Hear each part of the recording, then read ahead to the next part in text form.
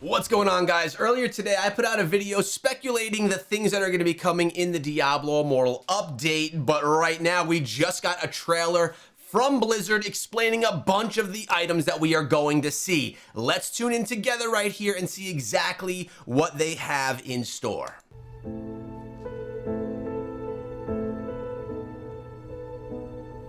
Young Prince Albrecht was born into light and love.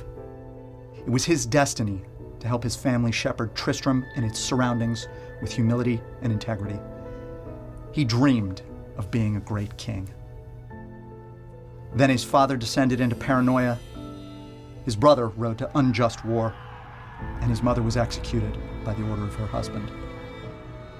Albrecht was abducted by the Archbishop Lazarus and made host to one of the greatest evils Sanctuary has ever known. The Albrecht we see today is an inhuman thing, reborn and warped by the power of creation. But the monster in his place still carries some old yearnings for innocence, for an aspirational life of delivering the common good, and for a family he barely had time to know. The destruction of the paradise Albrecht has built for his new family, the Shardborn, has driven him even further from the child he used to be. He's maddened by loss and betrayal, and the energy of creation that suffuses him is growing ever more unstable. Yet before the boil of creation fell, Albrecht empowered himself and produced all sorts of new Shardborn. No one tells story better than Ryan Quinn. And I'll tell you what, I'm not a lore guy, but there are only really 2 or 3 games in the history of my gaming experience that have pulled me into lore. Gears of War, Halo, and Diablo. Specifically Diablo Immortal. I think they do a great job telling the story, even keeping someone like myself who's not a big lore person very interested in the story. That right there, just the telling of that story with the infographic, in my opinion, is powerful. And they have a plan for the Charvel Wilds. Albrecht returns. In Diablo Immortal's patch 4.2, the first and last king, the battle for the hearts and minds of the Charvel Wilds draws to a dramatic conclusion with our final quest of the year, new monsters, and 2 new subzones. The first subzone. 2 new subzones. I did mention, there's a lot of things that they mention here that I did predict in the earlier video today, which was actually really cool to see. You'll reach in the quest line is called the Barrow Tombs of Ogild. Ogild was Enstig's greatest king, the warlord who brought the nobility to heel, reinforced the city walls, made a haven for the common folk, and changed Charvel's fate forever. His body and those of his mightiest warriors, ancient revenants empowered by nature itself, rest here. This ancient power and the legacy they represent is a ripe target for Albrecht and the last living member of his Shardborn family, the necromancer Lethis. If you want to learn more about Ogild's conquest and the unearthly pacts that brought him to power, you can read the prelude comic, Greatest of Kings, available for free just before the patch. Be honest. I saw that drop on X a few days ago. Did you read it? Let me know. Now that Albrecht's dream of building a kingdom for the Shardborn has been shattered, he's opted to seize one that already exists. In the patch's second subzone, the Enstig Bailey, you'll find yourself in a city besieged and fight your way past hordes of undead and Shardborn. From the walls of the capital to the castle steps, how far will Albrecht go to secure a homeland for his people? I really like this. Like, they're storming the castle, and we probably have to do some type of defending of it or something. I don't know. It just seems like a cool storyline, and it looks like the second subzone is one that I'd probably enjoy more myself. And after so much squabbling, loss, and death, how will the people of Charvel respond? How will you? With these 2 subzones completing the Charvel zone, we'll also add new bounties, new unique wanted monsters, and new undead enemies, foremost among them. New bounties, which is great. They're utilizing the new zones to give us something new to do for bounties, keeping us a little bit more stimulated, which is good. Ogild's former legion, the Grave Pledged.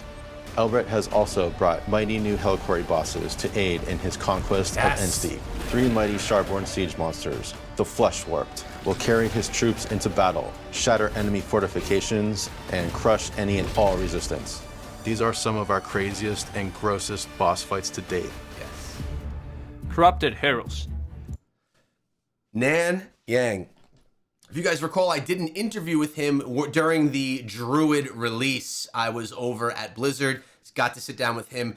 I posted that months back. If you missed it, it was actually quite a cool interview in their studio as well. Nan is their senior game designer and really in love with what he's producing over here. So yeah, that's it. Let's keep on going. Fallen adventurers twisted by demonic forces will begin appearing across Sanctuary. They hit hard, pursue aggressively, and can quickly turn a routine farm into a real fight for survival. In recent updates, features like Cursed Shrines and the monster reinforcement system has made outdoor combat more dynamic and reactive. What used to be predictable monster packs can now escalate unexpectedly when you choose to take on a curse or let enemies rally. Corrupted Heroes continues that direction. Dangerous optional encounters that reward skill, awareness, and smart decision-making. You can challenge the corruption for greater rewards or walk away before it overwhelms you.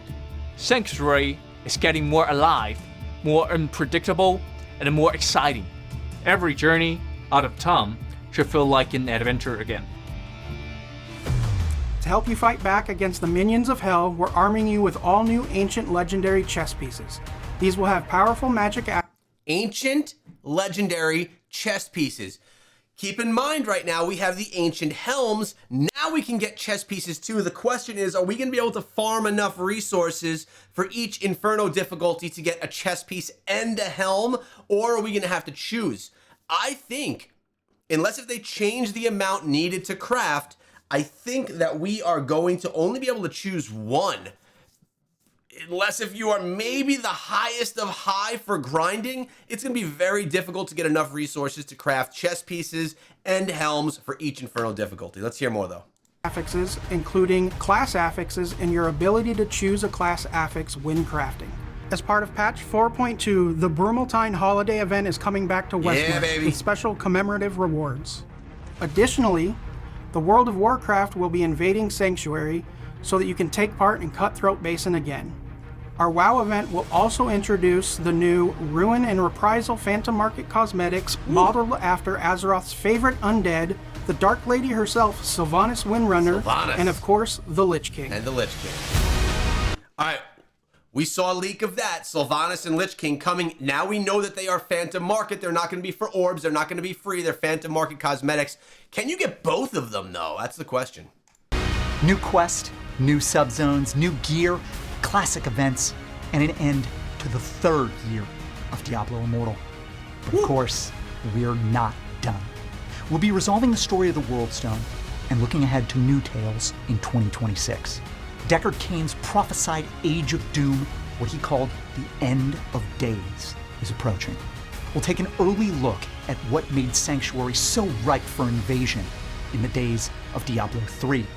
And along the way, we'll learn more of the power hidden deep in the souls of human beings, beings who were once called Nephilim. To move forward from the story we started telling at launch means a lot to this team. From stepping off the dock at Wortham to fighting Skarn, the Lord of Damnation, running rifts and beating down Helliquary bosses. Many of us have been playing right beside you over the last 3.5 years.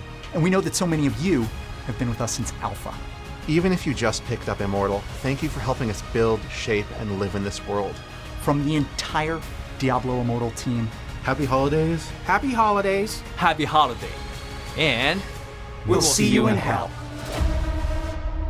Tell you, honestly, I love that team, man. I think they do such a great job. Not only did they come give us information about the update, they wished everyone a happy holiday and gave us a little bit of that holiday cheer from Diablo. This is super exciting. Not only did they give us a bunch, now I'm assuming there's probably gonna be more things that are told as well. This is a nice preview. I did not know about the ancient chess pieces, which is gonna be freaking great. Gotta see how that plays out. We now know that the cosmetics and what they're going to look like, they are going to be Phantom Market. Sylvanas, Lich King, they look awesome, especially for you World of Warcraft fans out there. So these things are coming into the game. Everyone was asking, when is this going to happen? But I think the biggest thing here is the story continues. Talking about Deckard Cain diving back into Diablo 3. We met Diablo. We had that fight. Now we're going to be dealing with Albrecht, and now there's going to be even more. The story is not ending. 3 years in Diablo Immortal, and it's just going to continue on. I've been saying this for a long time, guys. I think Diablo Immortal is a very long-standing game that's going to continue to grow over time. So excited about this. I wanted to share this moment with you guys and kind of go over this with you.